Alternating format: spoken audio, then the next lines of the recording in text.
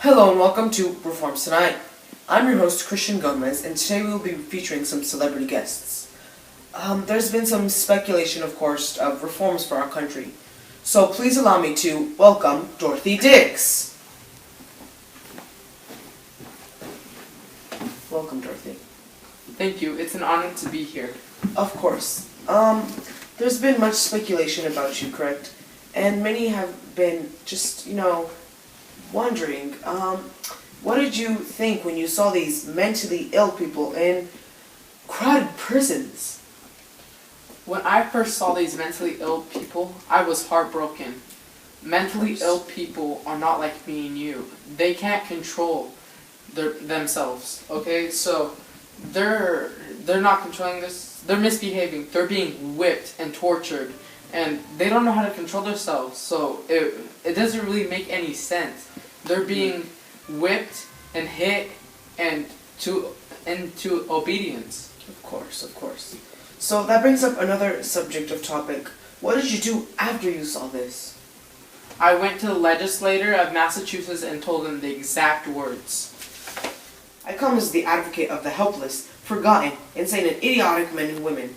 I proceed, gentlemen, briefly to call your attention to the present state of insane persons, confined in cages, closets, cellars, stalls, pens, chained, naked and beaten with rods, and lashed into obedience. Really? What did you do? Well, I went and I spread my word. I visited other prisons and demanded justice for these mentally ill. I demanded that new asylums were to be built, and I continue my reforms to this day. Hello and welcome back to Reforms Tonight. Here we have special guest, Horace Mann. Hello, Mr. Gomez, it's a pleasure. Of course. So, a lot I've been wondering about your efforts in education, of course. So, our first question comes, what did you do in your hometown? What did you become? Well, even as a kid, I was always interested in school. I wanted a good education. I loved to learn. So, to do that, I became a supervisor of all Massachusetts schools. Amazing, of course. So, after that, what did you do? What happened? Well, you see, I spoke out a lot about opening up public schools.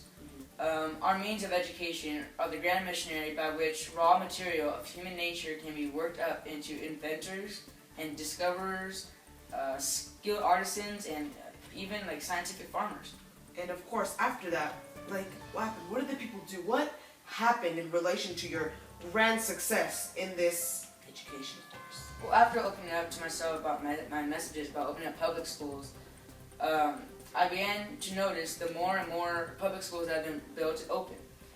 The government that then began to pay more and more to have a better education and development of these schools, which led to success in education. It was a huge difference for our public schools. Amazing. You know what? That concludes our interview. We will be back shortly with Frederick Douglass. Hello and welcome back to Reforms Tonight. Here we have another new guest, Frederick Douglass. Good evening, Mr. Gomez. It's nice to see you as well. Well, what did you do once you heard the famous speech said by Garrison? I was inspired by Garrison's speech. His voice was like thunder. Amazing. I later became a part of the abolitionist movement. Oh, of course. And after this, what success did you have? Well, I later wrote an autobiography, Of your life, and it of course. became an instant bestseller. Perfect. And then I later wrote a newspaper. It's called the North Star. And here we have it, ladies and gentlemen, the North Star, which I have heard and I have read. Copies will be sold in the front. And that will conclude our interview today. We will be back in a little bit with Sojourner Truth, the woman who gave her famous speech, Ain't I a Woman? Hello and welcome back to Reforms Tonight. I'm your host, and tonight we have special guest, Sojourner Truth. Thank you, Mr. Gomez. It's always a pleasure. Of course. So many have speculated and wondered about your interesting slave past. So, when did you escape slavery? Well, let me just back it up here. Back in the old days in 1826, I was with my daughter, and we wanted to escape slavery because we were treated no respect. So we did. Amazing. So all this unpleasant hardship, and yet here you are. So that brings up my next question. When were you born? Well, I was born in New York City in 1797. And I was born into a slave family. And my real name, when born into that family, was Isabel Bamford. Amazing, okay. So finally that brings up my last question. In your famous speech, Ain't I a Woman, what exactly did you declare? Well, first off, Mr. Gomez, I wasn't allowed to speak that speech because I was a woman, and that kind of angered me a lot. So I went to my own convention and spoke it. So it was pretty much about just having equal rights for women. And we wanted equal rights just like men because we were treated with no respect, and we might as well be counted as a slave in our own households. And we thought it was just not right. Wow. And yet, you did all of this, all of success. You know what? I have to congratulate you. Thank you, Mr. Gomez. And that will be all for tonight on Reforms Tonight. We will be back next week with our new chapter for the Mexicans.